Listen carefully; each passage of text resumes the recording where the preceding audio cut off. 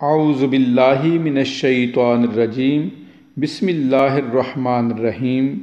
آج ہمارا موضوع ہے خواہشات کا کشکول۔ جب انسان میسر اور موجود سے بڑھ کر خواہش کرتا ہے اور صبر و شکر، اعتدال اور قناعت کا راستہ ترک کر دیتا ہے تو پھر یہ نفسانی خواہشات بآسانی اس پر غلبہ پا لیتی ہیں اور اس کے لیے نیک و بد میں تمیز کرنا ممکن نہیں رہتا۔ پیش نظر حکایت ایک عظیم سچ اور آفاقی حقیقت کو ہمارے سامنے لاتی ہے، جس کے دو کردار بادشاہ اور فقیر ہیں، جن میں سے ایک کو ہم دولت مند اور با اختیار فرض کر سکتے ہیں اور دوسرے کو خدا کا فرما بردار اور قانع و شکر گزار کہہ سکتے ہیں۔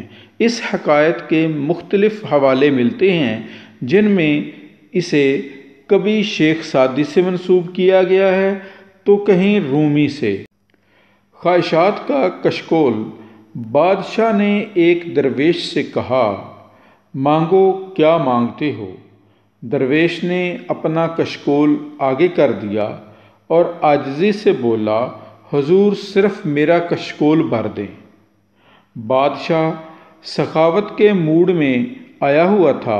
اس نے فوراً اپنے گلے کے ہار اتارے، انگوٹھیاں اتاریں، جیب سے سونے چاندی کی اشرفیاں نکالیں اور درویش کے کشکول میں ڈال دیں۔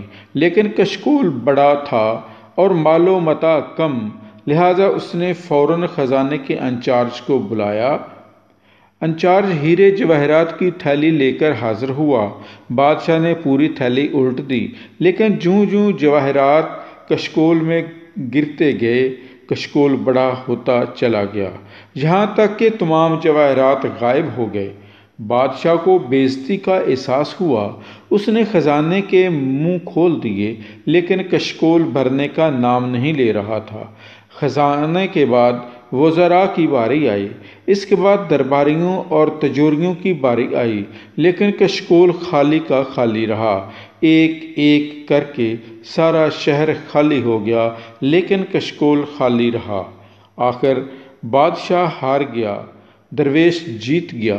درویش نے کشکول بادشاہ کے سامنے الٹایا، مسکرایا، سلام کیا اور واپس مڑ گیا۔